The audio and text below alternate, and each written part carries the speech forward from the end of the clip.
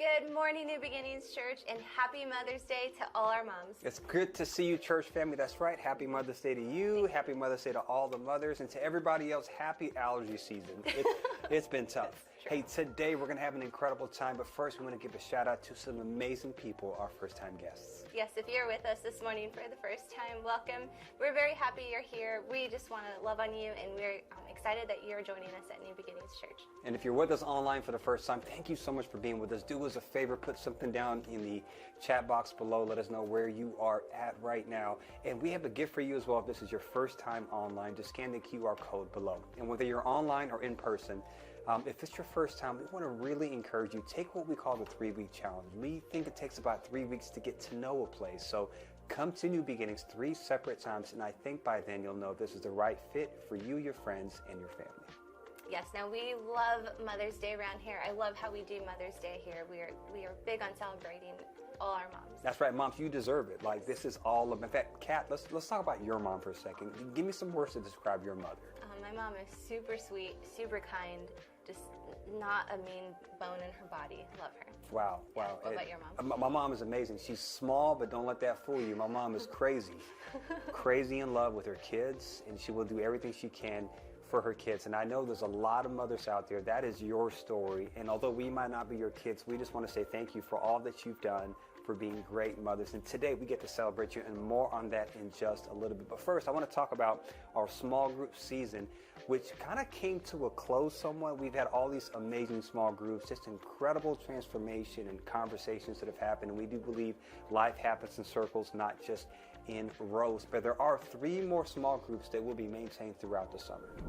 Yes, we have our Senior Connection group. They meet every 3rd Friday of the month. So this coming Friday, Friday the 18th at 1 p.m. here at the church, they get together, they have food and fellowship, and they play games together. It's so cool. It's a blast. And so I want to encourage you, that's right, this Friday, our Senior Connect, if you're somewhere in the golden years, I want to encourage you, come on out, meet some great people, some really good food, and have a great time. Our second group is our youth group that meets every Wednesday night at 7 p.m. And it's been amazing. So many kids have been coming out. I'm starting to see something new happen in our kids. Yes, I love our youth group. So awesome. And they're getting ready to go to summer camp this summer. Summer camp is the best. This is where people dive deep into their faith and come out. And it's just been a great experience seeing what happens to summer camp. So look, moms, dads out there, if you're a teenager out there, I want to encourage you to come on out on Wednesdays at 7 p.m. and you can find out more about summer camp if you'd love to go. And finally, our last group meets on Thursday nights, and this is by far one of my favorite groups. I kind of feel like I belong in this group, and then I'm told I don't. Our young adults group that meets Thursdays at 7 p.m. Yes, young adults, what is that, 18 to 30s? 18 to 30, yeah, and it's been phenomenal just seeing these great conversations happen. They do live together, and I want to encourage you, if you're a young adult and you're just looking for a place to connect and go deeper in your faith, Thursdays, 7 p.m., right here at New Beginnings. All right, we want to take some time to give some honor to one of our amazing Dream Teamers. And she's a mother as well. In fact, our Dream Teamers are the ones that make the dream happen here at New Beginnings. And this person, I mean, it doesn't matter if it's cafe, if it's kids, she just wants to help and build the kingdom of God, and she's just been an amazing person. Yeah, so please put your hands together for Dina Nunez. Yay! Dina is so kind, so helpful, and so awesome. So if you see her walking around, give her a high five and thank her for all she does. Absolutely. Dina is amazing. Well, guess what? We are getting ready for our Mother's Day special message. Here is Pastor Todd. Well, church, I have got a treat for you today. One of my favorite Bible teachers, if not, maybe just my favorite. I don't know if does anybody beat Shane Willard in my brain? I don't know. I'll tell you this is the story. I remember I had a friend who was a youth pastor in Baltimore at the time, and one day we're hanging out, and he goes, dude, this is how, young youth pastors talk. Dude, have you ever heard of Shane Willard? I'm like, no. Should I have? He goes, yes. And so he starts sending me this guy, and he had CDs at the time. This is how long ago that was. And so anyway, thank God it wasn't cassettes, though. That would really put us further back. But no, he started giving me some of his CDs, and I was listening to this guy, and I thought, my Lord, this is some incredibly rich mind-bending Bible teaching. And so I remember reaching out to my friend. I'm like, hey, do you think this guy would ever come speak at our church? And he goes, well, hey, here's his number. I think he would. And so since that day, one phone call, and me and Shane have been golfing buddies, and he's been preaching at our church at least once a year, except for the COVID year, I think. But other than that, every year for over 10 years now. And so, dear friend, how many real quick, you know who Shane Willard is? You're like, yeah, of course. Yeah, okay. How many are like, I have no idea who you're talking about? That's okay, awesome. You're in for a real treat then. And so I'll tell you this, is that Shane really helped me to see that the Bible was more dynamic than I already believed that it was. That's the best way to put it. That it's like going to the ocean. If we were to go over to Monterey and I were to take you to ocean and we just stood on the shore and we looked out, we would go, oh, isn't that beautiful? It's beautiful. And then Shane rolls up with some scuba gear and he's like, we're going under the water. I'm going to show you things you've never seen before. That's what Shane does as a Bible teacher. So he's about to break your brain a little bit here. It's going to be really, really good. And I think it's going to be a blessing to you moms in particular. And so if you could you give a big, warm, New Beginnings welcome to my friend, Pastor Shane? Good morning, everybody. Thank you so much for being here. And thanks for being in my Livermore family for the better part of the last decade. I really appreciate you. You've done nothing but make my life better. And when they bring me in, they want me to open the Bible. And I take that very seriously. Anytime I do that, I want Jesus to get bigger, the cross to work better, the resurrection to be central, and scriptures to get bigger, not smaller. I hope that's your experience here. We also have New Beginnings family joining us online. And if you're joining us online, I'm so privileged to be a part of your faith journey today as well. If you want to follow an actual Bible, Exodus 20. We'll get to that in just a second. If not, we've created really easy to follow along with slides that'll help you keep right up. The only thing I want to say before we get going is after this is over, behind the welcome and all that, behind the wall there is a table set up with some of our teaching resources on it. Our teaching resources are available in audio and video and USBs. The reason we carry those around with us is because we make money from it. And we live with a conviction that we're not simply called to go to heaven when we die. We're called to bring heaven to every place we see hell here. And so we use the money from that to create a fund to do missions in the world.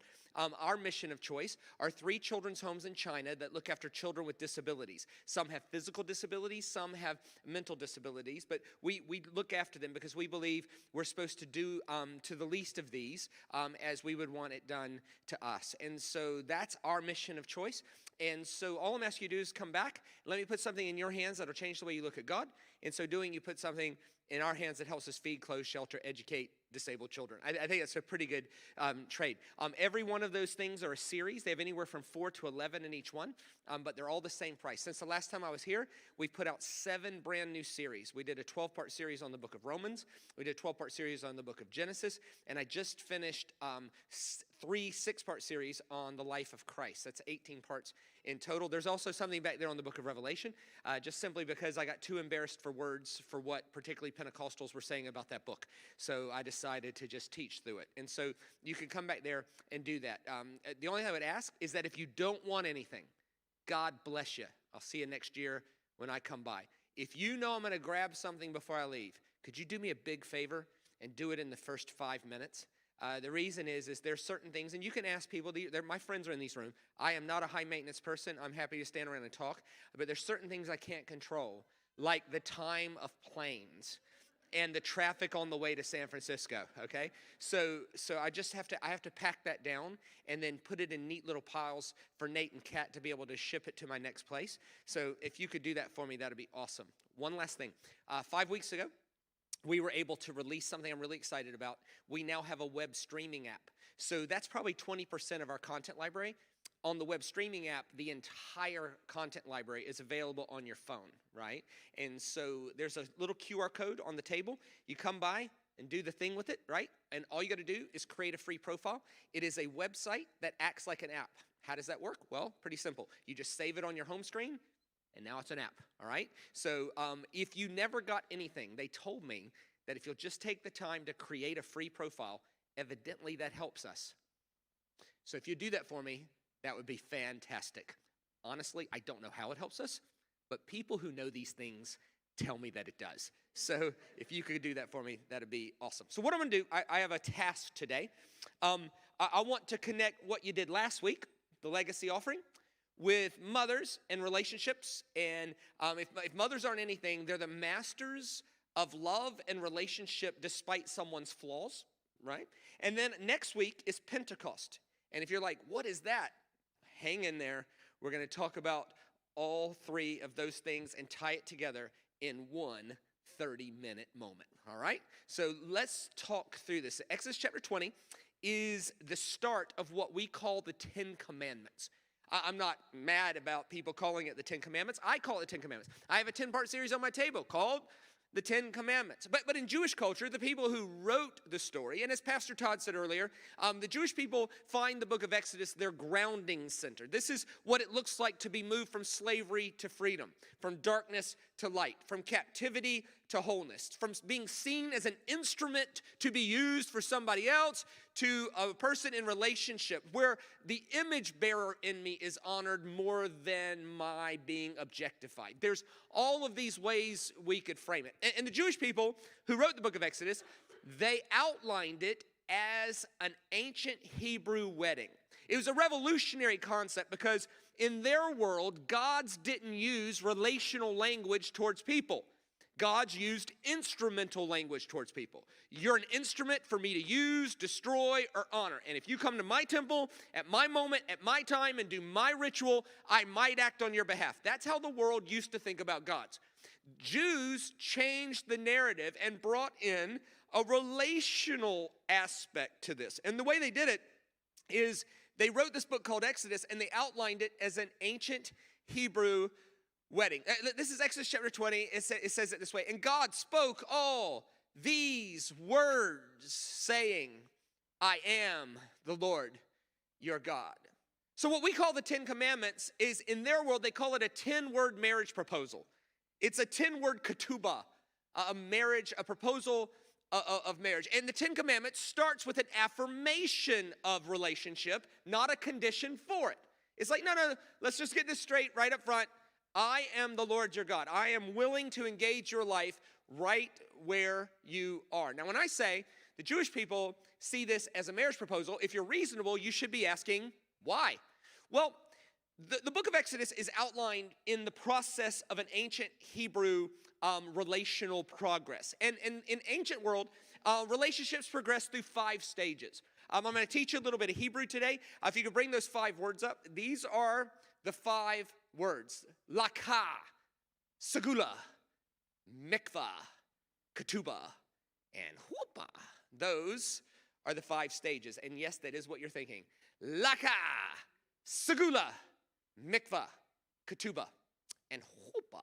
Now, what I'm going to do is I'm going to tell a totally made-up story. It's called a parable. It has no literal truth to it at all.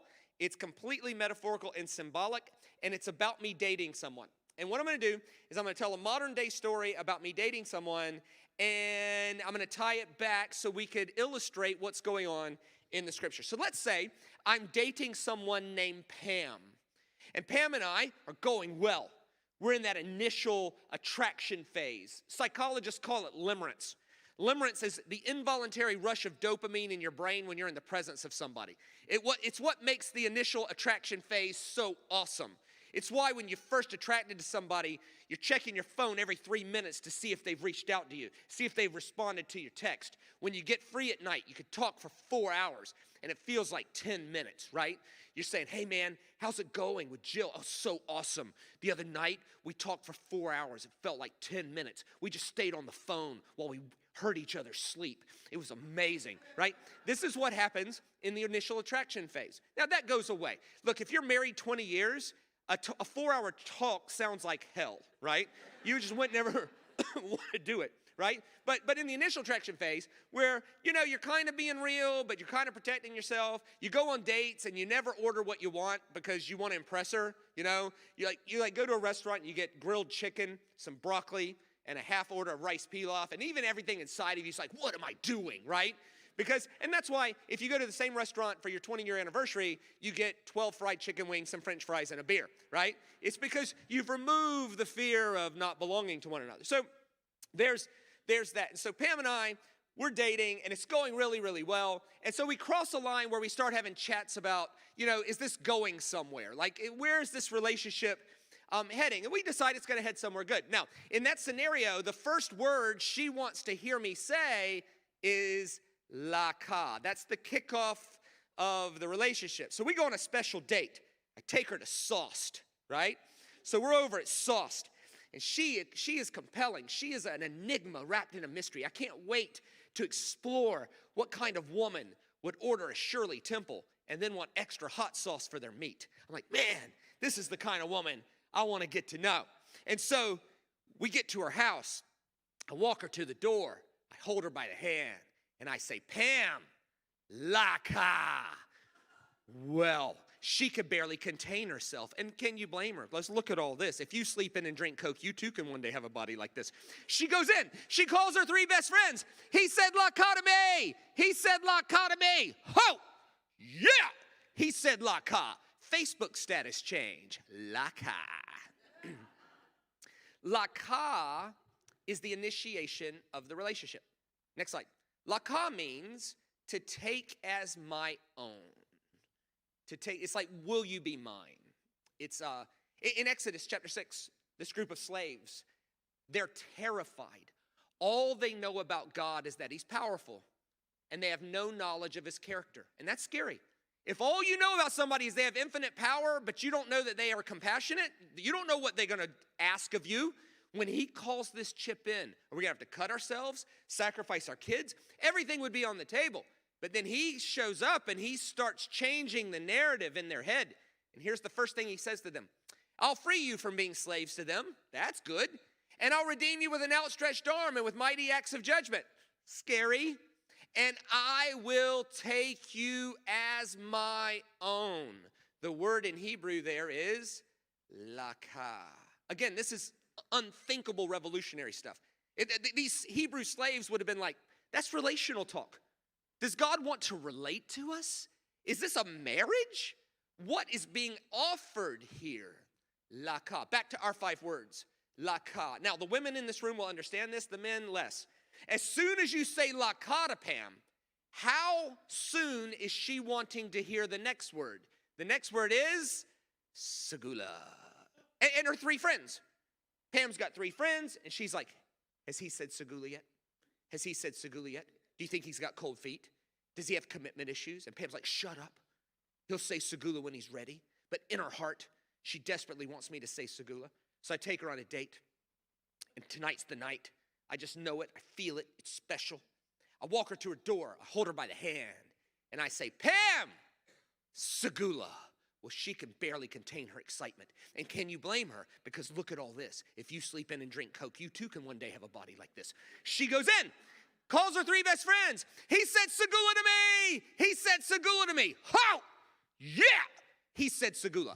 Facebook status change. Segula. Now, segula means, next slide, treasured possession. Now, I get it. It's 2024, and women are like, what, you think you own me, right?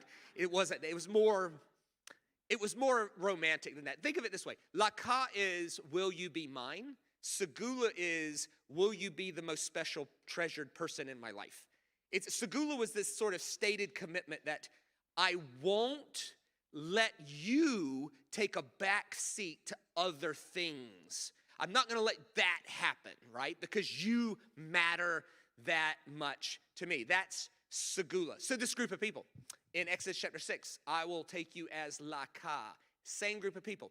Now, if you obey me fully, and keep my covenant, scary, because they don't know what that is yet, then out of all the nations, you will be my treasured possession. The word is segula. Step 2. Next slide. Back to our 5 words. Now, Pam and I, we've been dating for a while. I've said laka. I've said segula. The next word she wants to hear out of my mouth is mikvah. Now, mikvah is this special word. It is a 3-day notice that in 3 days, I'm going to ask you to marry me. In their world, there was no mystery as to when someone was going to propose marriage. I'm 48. When I was of dating age, there was mystery. You dated someone for a while, and then you booked a special date, and all the girls' girlfriends are like, is tonight the night? Do you think he's going to ask you tonight? Do you think tonight's the night? And she's like, I hope so. I hope so. What would make you think it's tonight? He's like, well, he booked the top steakhouse in San Francisco, and he normally takes you to Chick-fil-A. Something might be up. And Pam's like, I hope so. That's in my world. Now, today, there's no mystery. Because of social media. Look, if your boyfriend takes you to the base of a mountain where it runs into the ocean and there's already a photographer standing there, today's your day, right? Now, in the ancient world, there was no mystery. Here's what happened. You said mikvah, and in 3 days from then, you were going to be asked to be married. Now, I have preached some version of this message in stadiums full of women, basketball arenas full of women, thousands and thousands of women, and I was the only guy there. So it was harrowing. And you can hear it. You say, laka means my own, and you can hear it. Oh. Segula means treasured possession. You can hear it. Oh. Mikvah is far less romantic. Mikvah, next slide, means go wash. Girl, you need a bath. Your breath is stinky. Mikvah was basically this. It's a caricature. It was, I want you to bathe for 3 days, because in 3 days, I'm going to ask you to marry me. I'm telling you ahead of time, and I want you to be ceremonially clean so that I can touch you. The end. You see this all over Scripture. The most overkill mikvah of all time was the book of Esther, where it says she bathed in perfume for a year before she went in to see her husband, which I think we could all agree is a bit overkill. Seriously. Like, look, ma'am, if you need to bathe in perfume for a year before you go see your husband, you need a doctor, okay? Like, you hiding something, right? So it's that. So I take Pam on a date, and I hold her by the hand, and I say, mikvah. Well, mikvah is, in 3 days, I'm going to ask you to marry me. So the same group of people. I'll take you as my own, laka, my treasured possession, segula. Here's Exodus 19, verse 10. And the Lord said to Moses, go to the people and consecrate them today and tomorrow. Have them wash, mikvah, their clothes, and be ready by the 3rd day. In other words, 3 days from now, I'm going to ask you to marry me. What happened 3 days after Exodus 19? Exodus 20, which is where the 10 Commandments are, which is why they see it as a marriage proposal. Let's go back to our 5 words. Laka, segula, mikvah. Now, the next step was called ketubah. And so I'm going to talk about ketubah and huppah together. Here's, words matter less than how we picture words working. In our world, if I said, I proposed marriage to somebody, the primary picture is this posture of asking, will you marry me? Now, in their world, it wasn't that. A marriage proposal happened at a table, and it was a written contract. It'd be like a prenup. It was essentially me and Pam sitting at a table writing a agreement of this is how our life is gonna look. And our dads are there to say, yeah, that's good, or no, that's not good. And this is a caricature, but I could put anything in the ketubah I wanted, and she could put anything in the ketubah she wanted, so long as we both agreed. Because how can two walk together lest they be agreed? And so we would write this thing that we now agree on. And once we agree on that, that became the rule for our marriage. And if we broke that, that was called marital unfaithfulness. It's being unfaithful to your basic agreement. And so then once we did that, I would stand up and I would say, Pam, will you marry me? And she would say, yes. And I would say, pay very close attention to this language. It'll sound really familiar. Great. Then I go to prepare a place for you, that where I am, there you may be also. And she would say, well, when are you going to come back to receive me unto yourself? And I would say, I do not know the day or the hour, but when my Father approves the wedding chamber I'm going to build for you, I'll come back. But be watchful and ready with oil in your lamps for my return. This is all wedding talk. I would then go and build a room on my dad's house. Remember how Jesus said it? In my Father's house are many rooms. The reason this doesn't compute to us, in our world, when our children get married, they leave. Hopefully, right? Like, adults aren't supposed to be in each other's space. Like, I don't want to burst anybody's bubble here, but if you're 35 and still living at home, your parents are ready for you to leave, right? But in their world, their house, nobody had money. No one had enough money to go buy a house. So what you would do is you lived in these family compounds, a center hall, room. And if you're bringing someone else in, you got to build another room. And so you would just build this room, and then my dad would give it the thumbs up, and then I would come back to get her. I would return for her. Then at that point, we'd have a wedding. And at the wedding, there was a huppah. And a huppah, there's some more extravagant huppahs than others. Like every person in this room that's been to a wedding has stood under a huppah or been a part of watching people. It's these archway things, basically some form of an altar that symbolizes the covering of God over a union. Some are elaborate, some are not. In the ancient world, it was just one of these. This is a talit. And in their world, it was a garment that symbolized the presence of God being with you. It was an exact replica of the holy veil that separated the holy place from the Holy of Holies. Is that. And what they would do is very simple. They would put 4 stakes in the ground. They would take the tassels, tie it around the stakes, and this would make a huppah or a canopy over the top of them.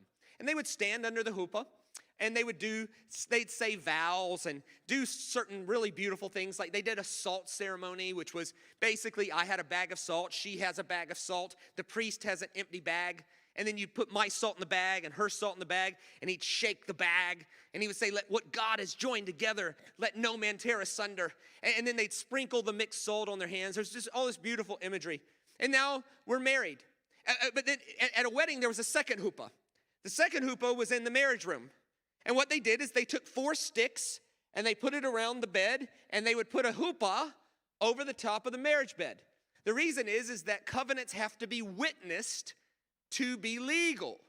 And since the consummation of a marriage is not a great spectator sport, what they did is they put a huppah over the marriage bed. That way, when the marriage was consummated, it was done so under the presence of God. So what I would do is I'd take Pam to the door, and I'd pick her up. We still do that today, carrying them under the threshold or whatever. And so I'd pick my bride up. By the way, if you've ever heard the word rapture, it doesn't mean to go somewhere else. It means to be caught up into the fullness of the presence of. Okay, so you'd pick your bride up. This gets a little awkward at this point. You'd go in there, and you'd consummate your marriage under the huppah. Now, they were far less embarrassed about their sexuality than we are because they lived in too close a quarter. So you just go in there, and everybody just waited for you to come out, like. But remember, back then, they got married at 13, right? So 20 seconds later, here we go. We're ready to rock. And then you'd have a party. That's the entire process. Lakah, segula, mikvah, ketubah, and huppah. Let me show you the ketubah. Here it is. Next slide. And God spoke all these words, saying, I am the Lord your God. Anoki, Jehovah, Elohim. Now you could say, I'm the Lord your God with 2 words, Jehovah, Elohim. But it doesn't. The marriage contract starts with this word, anoki. Next slide. So anoki is a weird word. It doesn't really belong there, which shows you it's really important. It's the first word of this contract God is offering these people. And ancient Hebrew are pictures. They're hieroglyphs. So every letter is a picture. Every word is a comic strip. So if you're a Bible nerd, here's 20 seconds of Bible nerddom for you. Here we go. So every letter in that word is a picture. So it makes a comic strip. The A is an ox head going into a yoke. The N are fish multiplying. It looks like a crescendo in music. The CH is a hedge or a fence. And the Y is an upraised hand. It means to surrender. So here is the first word of the marriage contract God offers to them. Next slide. Your authority is multiplying inside the hedge of praise and submission. In other words, here's my commitment to you. I'm going to involve myself in your broken slave, don't even know how to be a human story, and I'm not going to harm you at all. I'm not going to use you as instruments. If you'll let me into your broken story, I am here to make you bigger. This would have been incredibly compelling to a group of slaves, people who had never had a day off. And by the way, if you read the 10 Commandments as a proposal of marriage, it gets really beautiful really quick. Hey, don't have any other gods before me. In other words, if we're going to be married, can I be the only one? That'd be awesome. Hey, Hey, don't have idols. In other words, if we're going to be married, don't carry pictures of your old boyfriends around. It hurts my feelings, right? Hey, don't use my name in vain. This has nothing to do with language. It's not like saying, oh my God, or something. Although that's distasteful, we probably shouldn't do it. This has to do with placing the authority given to us in God's name for something God wouldn't put his name on. It's basically, you have power of attorney on my bank account. Don't write checks I wouldn't write. Don't do that. Don't say God told me when it's just your poor idea. Don't do that. Don't put the fish on your car and then flip off the guy who cut you off in traffic. Don't do that. Don't wear the cross around the neck and then curse your wife out because don't do that. Don't put the WWJD bracelet on and then curse your husband out because he left his underwear on the floor for the 18,000th time. Don't use my name like that. Don't do that. Oh, here's a good idea. Let's have a day off a week. Like, these are slaves. When was their last day off? Never. You imagine a slave go, hold on, I just got a question here. In our new world, we get a day off? Yes. Here's another good one. Don't kill each other. What? Like, it's again, to us, obvious. But hold on, read it like a slave. In Egypt, was it illegal to kill a slave? No, it happened all the time for sport. It'd be like, excuse me, I have a question. In our new world, the biggest, strongest people can't just murder us? No, illegal, highly illegal. Wow. Oh, here's another one. Don't sleep with each other's spouses. That's a really good idea. But read it like a slave. Hold on a second. In our new world, the biggest, strongest people can't rape our wives? No. In Egypt, these women would have been raped all the time. They were slaves. They weren't even people. It's like, hey, don't steal from one another. Hold on a second. In our new world, the biggest, strongest people can't take our things? No. Hold on. I just want to make sure I get this right. So all you want from us is relationship, yes. And in our world, my life, my wife, and my stuff are all protected, and we get a day off. Yes, this is the greatest thing ever thought of. This is this group of people. Now, marriages don't end with ketubas. They end with chuppahs. So after the ketubah, thou shalt not covet, da-da-da-da-da, this is the very next verse. Check this out. Next slide. When the people saw the thunder and the lightning, and they heard the trumpet, and saw the mountain in smoke, they trembled with fear. Chuppah. They're standing there, and the presence of God covers them in smoke.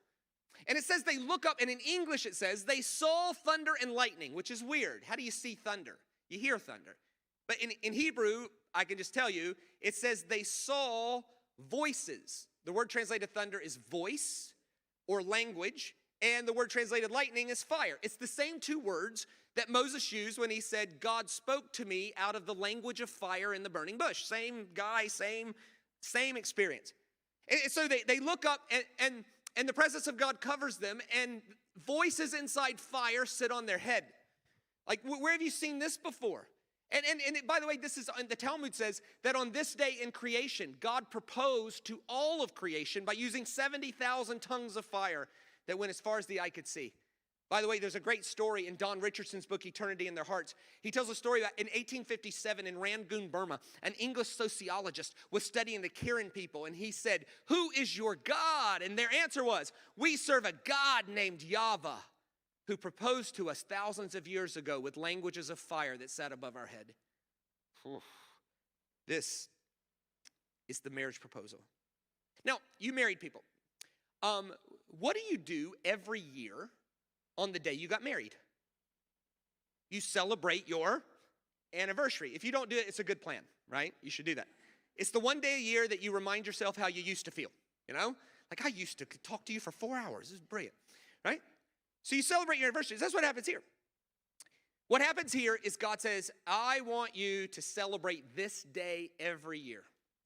And this day was called Pentecost. It's where we get the word Pentecostal from. There's a Pentecost. Pentecost was a day every year where you celebrated your anniversary. And you can read about it in Leviticus 16, Leviticus 23, whatever, or you can just take my word for it. But Pentecost was weird because it centered around a leavened loaf of bread, not an unleavened one. In Pentecost, you bring a leavened loaf and celebrate. It's brilliant. It's also how you know your sermon's coming to a close, when someone walks behind you and starts playing things.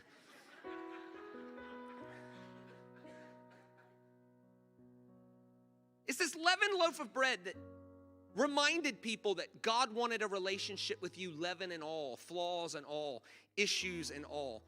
God's message was never, I'm too holy to touch a tainted life. It's, I'm too holy not to involve myself in that story to make a better narrative out of it. What they would do is they'd fill it with oil.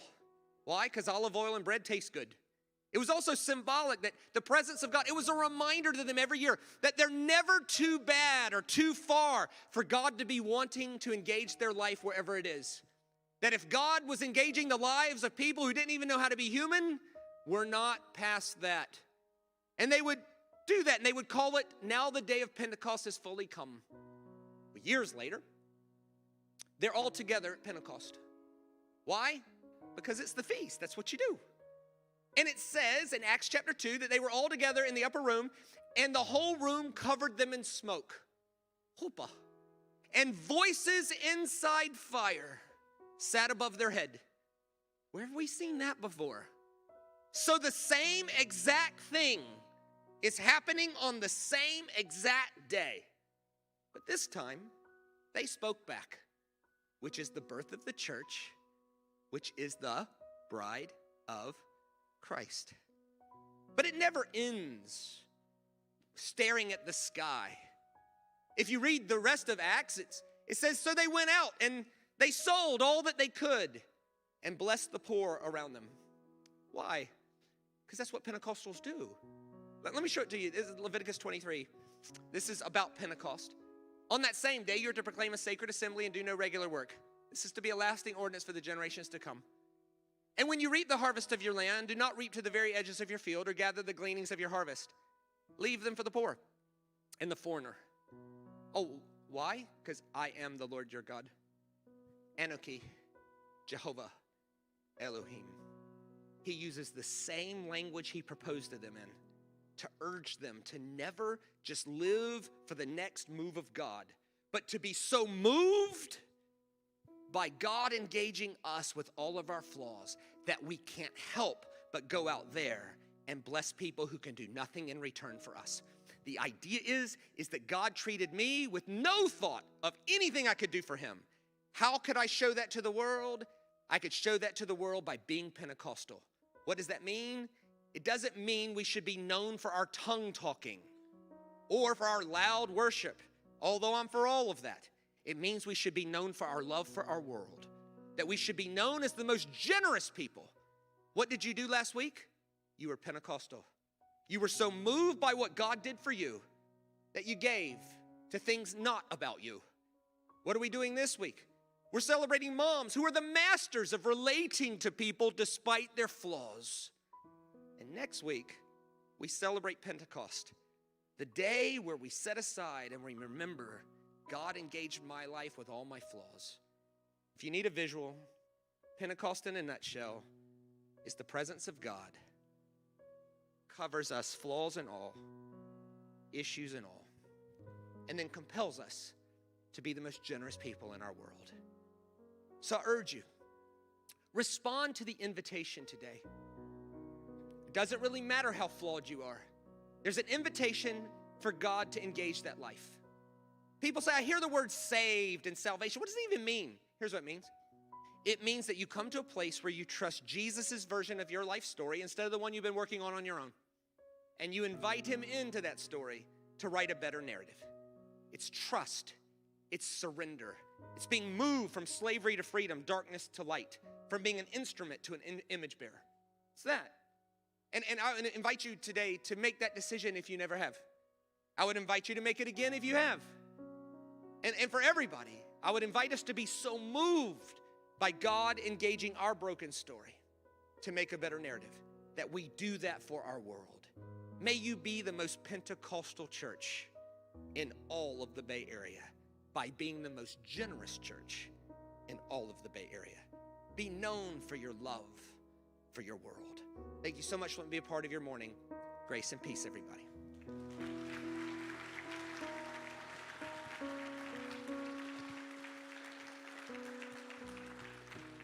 I told you were gonna be like, well, I read that before. I didn't see that. You know, what a great day. What a great image. What a beautiful invitation that God gives to all of humanity. God has given to us. Hey, would you come and join me in this relational thing? I hope that that is you and you are taking a step of faith towards Christ. I would invite you, too, to keep getting back in here. We do something called Take our 3-week challenge. If you're here for the very first time, come back and hang out with us. We believe if you take that 3-week challenge, number one, you'll just be blessed by being here. But eventually you'll say, no, I know this is the church that God wants me to be planted in, whether it's here or somewhere else. And so, church, I hope you were blessed today. Could you give just one more hand, just a big thank you to my buddy Shane?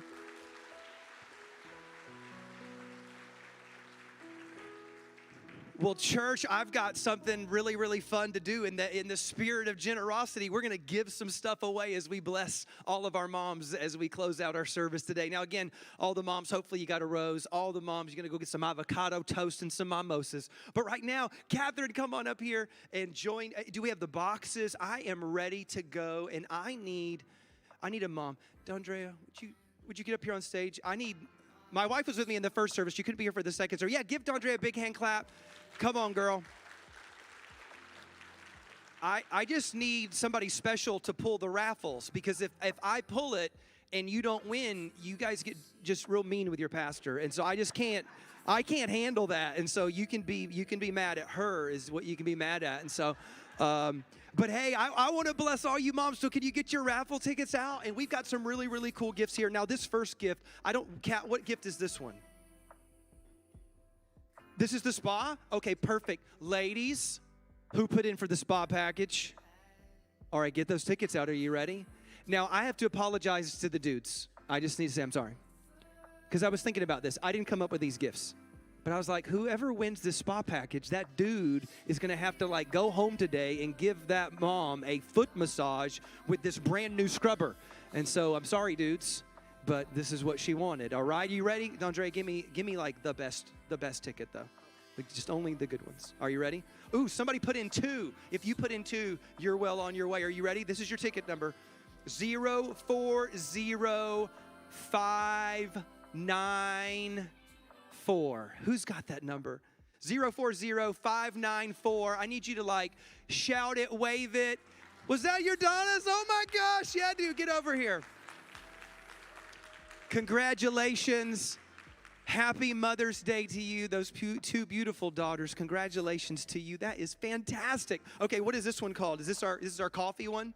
Okay, so who put in for the coffee? You know what's amazing is that this was the most treasured item. Now, I can't pick this ticket. You got to pick this ticket. Get a good one, though. Are you ready? You ready? This is the one. All right, moms, you ready for some coffee? This is what powers your day. Here we go. 0399005. 0399005. And I need some Price is Right energy about this. Come on. The caffeine is flowing through your veins right now. Congratulations. Okay, what is this one? This is the devotional basket. This is for the mom this is for the introvert mom. I just want to be left alone. Leave me alone. I want to read my Bible and be quiet. You put in for this one? What if you pulled your own number? Oh my gosh. All right, you guys ready? So again, Price is Right energy when you win, okay? This is the winning ticket right here. How many of y'all grew up watching Price is Right with Granny? Anybody? Because when you went to Grandma's house, there wasn't nothing to do. So we watched Santa Barbara. Y'all remember that soap opera, Santa Barbara, and the Price is... Y'all do that with Grandma? Okay, just checking. Grandma, I love you. This is your winning ticket, Mom, for the devotional package 039889. 039889. Yeah, we got a winner. Woo! Tina Jessen, come on. All right, last one, best one. Last one, best one. Okay, who loves gardening? Who's got a green thumb out there? Who has a black thumb, but you're trying to change your life? Is that? My wife was the worst. My wife used to kill everything the first 10 years of our marriage, and then she gave her heart to Jesus, and it's all been She keeps everything alive now. All right, y'all ready for this garden basket? This is going to be good. Last one of the day. It's 11:41 if you're taking medicine. Here we go. 04050. So happy Mother's Day to you, by the way, if I didn't say that earlier. 040-500. 500 is the last three numbers. Woo! Congratulations! Happy Mother's Day to you. Give Dondrea a wonderful hand. This was my Vanna White for the day.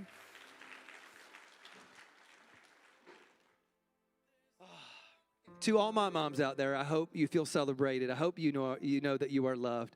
Hope you feel blessed by being here today. Church, if you are able, please stand to your feet with me now. I'm going to offer the same thing I do every week. If you need prayer for anything, I am here to pray with you. If I can connect heaven and earth for your situation, I want to. I'm going to be down front here. If you're a first-timer, again, thank you for hanging out. Thank you for being a part of this special celebration. Love to meet you and greet you. I'll be here to do that as well. And may you all go with this blessing over your lives. The Bible says, the Lord bless you and keep you. The Lord make his face shine on you and be gracious to you. The Lord turn his face towards you and give you peace. Somebody say amen to that. Church, I love you. God bless you guys. Have an amazing week and have some fun out there. We will see you soon. I keep fighting voices in my mind that say I'm not enough.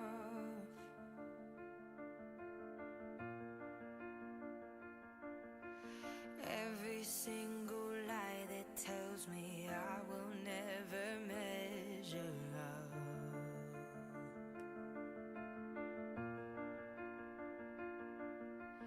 Am I more than just the sum of every high and every low?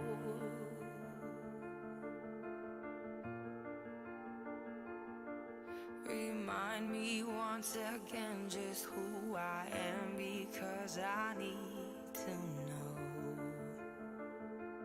Ooh, oh, you say I'm loved when I can't feel a thing. You say I'm strong when I think I'm weak. And you say I am held when I am falling short. And when I don't belong, oh, you say I am yours. And I believe, oh, I believe what you say of me. I believe the only thing that matters now is everything you think of me.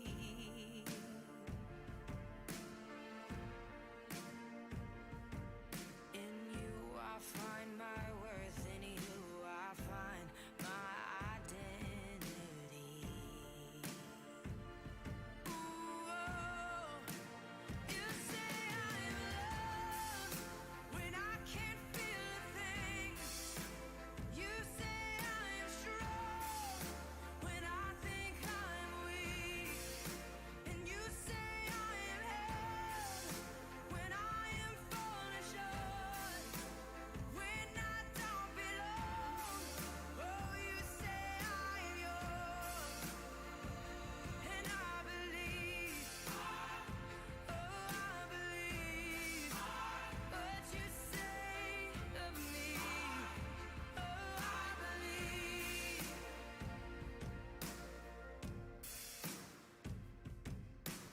Taking all I have and now I'm laying it at your feet.